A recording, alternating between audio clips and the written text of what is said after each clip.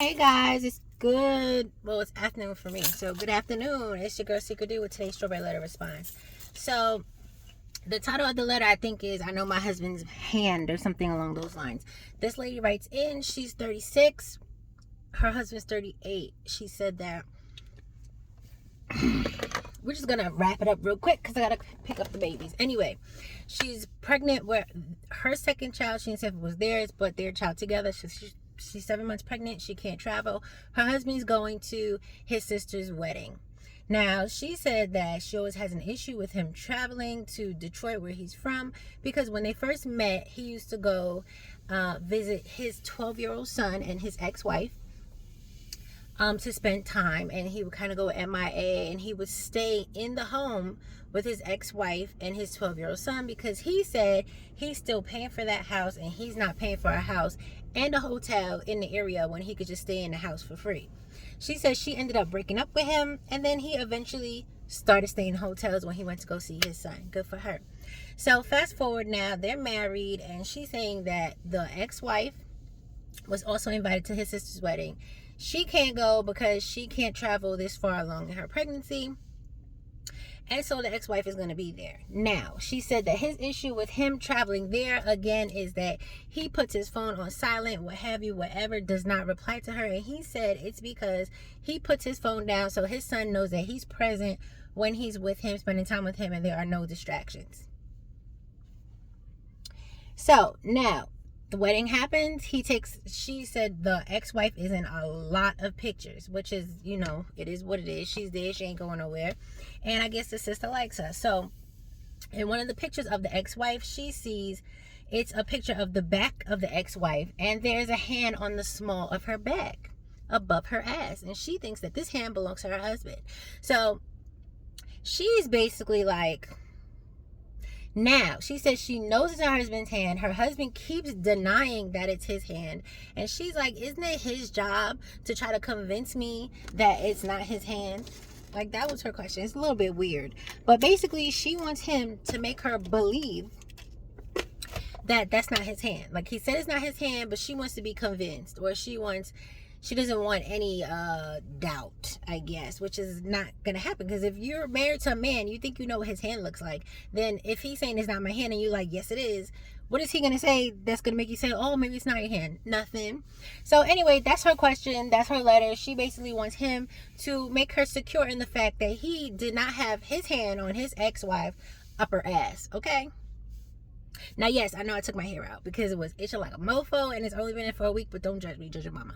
Okay, now, sorry, ma'am, your husband's trifling. Because, if you go visit the baby, you don't have, and he's not a baby. He's 12. You don't have to take your phone off. The 12-year-old maybe has a phone, maybe not, but he's probably in his own little world, too. There's no way that your husband is going to be with this little boy every second of every minute of every hour that he's in town. Absolutely no way. So if he is over there, if he is hanging at the house, so you do know that he can pay for a hotel and still spend the night with the ex-wife.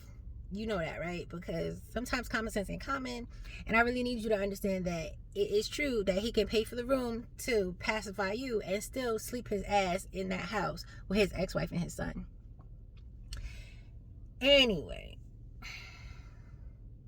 I don't know what to tell you. If it's his hand, he's doing too much, and he's also a liar, and he also is not trying to check for you when he's over there, which is a hell of a lot of red flags. I'm sorry, I don't think I would have made it that far with somebody who can't answer the phone when he's in the town of his ex-wife and his child. And I'm all for spending time with your child by yourself, because me and my ex had that issue.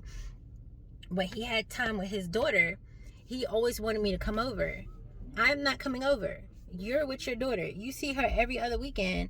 There's no reason for me to be up your ass when I see you during the week, every weekend. Like, that weekend is fine. You can spend time alone with your daughter. It's not that serious. So I don't think I think like everybody else, because I feel like maybe he was used to people that are not like I am, because again, like I said, I feel like fathers should be present in their kids' life, and I don't think I need to be a distraction where it's your time with your child, but yeah, I'm here all up in your face like I'm gonna die if I don't see you for a day or two. I can't do that, and I did not do that. But whatever. So I don't understand the fact that he needs to stay with the ex-wife. I'm sorry, my ex-husband, nothing, is not gonna stay in a house with me and my child because he's in the city. I'm gonna make you stay in a hotel unless the ex-wife has some type of feelings for him, which obviously she does if his head is on a smaller back. So again, I feel like there's a little bit more that he's leading on to. Maybe he's giving her hope for some type of future. Maybe he's playing house when he's over there with them. So whatever it is, I don't know if investigation is going to help. You about to pop and have a whole baby. So I think you need to just leave it alone and move on, because nothing's going to change. Obviously nothing changed since y'all been married, and nothing's going to change with the marriage. His son is getting older, but that's not stopping him from still going over there and acting like he can't do shit from his regular life, meaning with you, while he's with his son. So it's sketchy. I'm not gonna tell you to leave, because y'all know I like to tell people to leave. I'm not gonna tell you to leave because you're about to have a whole baby, and I don't know how long you've been married, but it is what it is at this point. And I feel like you need to just get your life together and figure it out. Figure out how to move on, because ain't nothing gonna change. He ain't gonna admit it. It could possibly happen again. This is the first time you have proof of it, but you already knew that something sketchy was happening when he went to visit that woman and that child. So, all right, bye.